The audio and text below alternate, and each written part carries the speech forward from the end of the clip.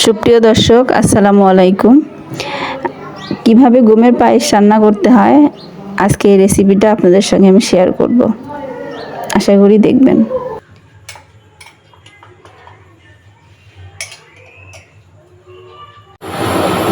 সুপ্রিয় দর্শক, আসসালামু আলাইকুম। আমি মৌসুমী মিষ্টি। আমার রান্নাঘরে আপনাদের সুস্বাগতম। আমি আমার চ্যানেলে নতুন একটি রেসিপি নিয়ে চলে আসলাম আপনাদের জন্য। আজকের রেসিপিটা আমার হবে একটা ডেজার্ট আইটেম, গমের পায়েস। অনেকে হয়তো গমের পায়েসের সঙ্গে আপনারা পরিচিত, আবার অনেকেই পরিচিত না। যারা পরিচিত তারা তো জানেনই, আর যারা পরিচিত না তাদের জন্য আমার এই রেসিপিটা আজকে তৈরি করা। তো আমি এই রেসিপিটা তৈরি করার জন্য প্রথমে এখানে 4 লিটার দুধ ঘন করে জাল দিয়ে নিয়েছি, পাত্রে দিয়ে দিয়েছি। এই দুধটার মধ্যে আমি গমের পায়েসটা রান্না করব। তো চলেন কিভাবে আমি রান্না করি। ভিউয়ার্স, আমি গমের পায়েসটা রান্না করার জন্য যেহেতু সময় স্বল্পতার, এই জন্য আমি আগে থেকেই গমটা সিদ্ধ করে রেখেছি। কিছুই নাই, শুধুমাত্র সামান্য পানি দিয়ে প্রেসারে সিদ্ধ করে নিয়েছি। এখানে আছে চিনি, যে যতটুকু মিষ্টি খেয়েছেন সেই অনুযায়ী পরিমাণ মতো চিনিটা দিবেন।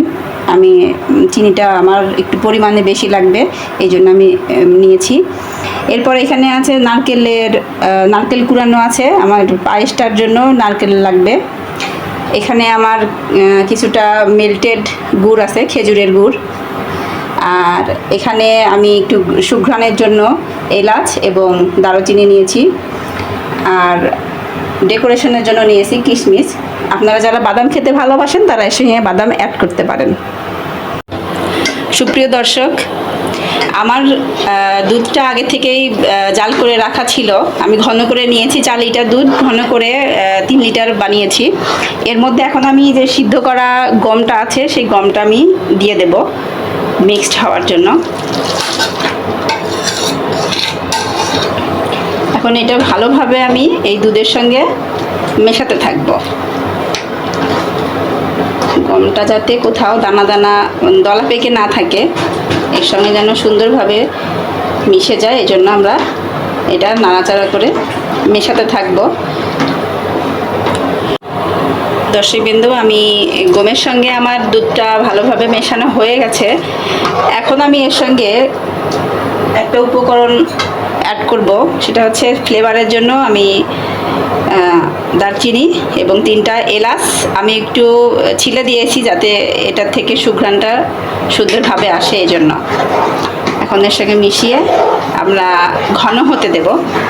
দুধ এবং গমটা যেন সুন্দরভাবে ঘন হয়ে মেশে, এর জন্য আমরা একে কিছু সময় হতে দেব।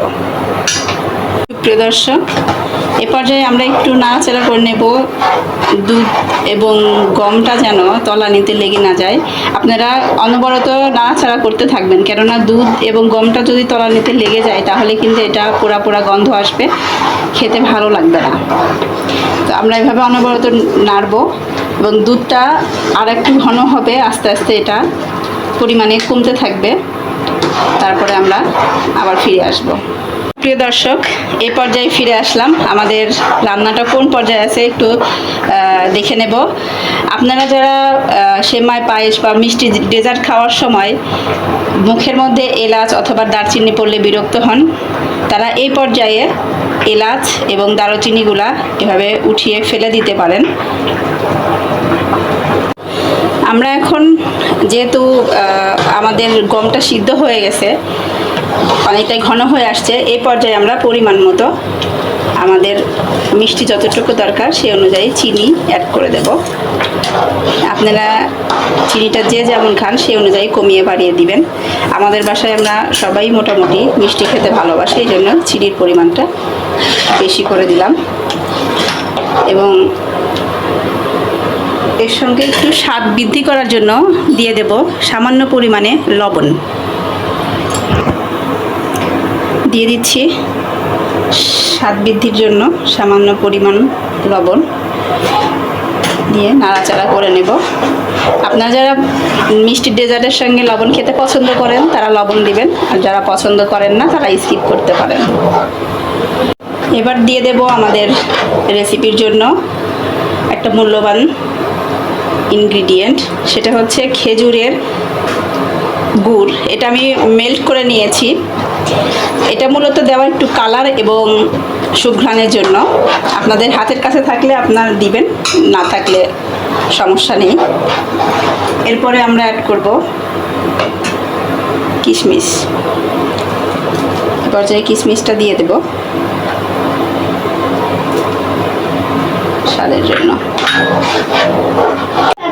দর্শকবৃন্দ, এ পর্যায়ে আমাদের মোটামুটি সবই ইনগ্রিডিয়েন্ট দেওয়া শেষ। আমরা এখন এই পায়েসটা ঘন হওয়ার জন্য কিছু সময় অপেক্ষা করব। তো আমরা এই সময়টুকু অবশ্যই ঘন ঘন নাড়াচাড়া করতে থাকবো, না হলে তলানিতে লেগে যাবে। আমরা ফিরে আসছি পায়েসটা ঘন হওয়ার পর। সুপ্রিয় দর্শক, ফিরে আসলাম আমরা কিছুক্ষণ পর। আমাদের পায়েসের এখন এই অবস্থাতে আছে পায়েসটা। এখন আমাদের লাস্ট যে উপকরণটা আছে আমরা এখন সেটা দিয়ে দেব। আমাদের পায়েসটা প্রায় হয়ে আসছে, কিছুক্ষণের মধ্যে আমরা ফাইনাল লুকটা পেয়ে যাব। এখন আমি পরিমাণ মতো আমার যতটুকু প্রয়োজন সেই অনুযায়ী আমি নারকেল কোড়াটা দিয়ে দিলাম। আপনারা যারা নারকেল খেতে ভালোবাসেন তারা দিবেন, কারণ না লাগলে স্কিপ করবেন। ফিরে আসছি 2 মিনিট পর। ভিউয়ার্স, ফিরে আসলাম কিছুক্ষণ পর। আমাদের ডেজার্টটা রেডি, অলমোস্ট ডান। আমরা এখন চুলাটা বন্ধ করে দেব।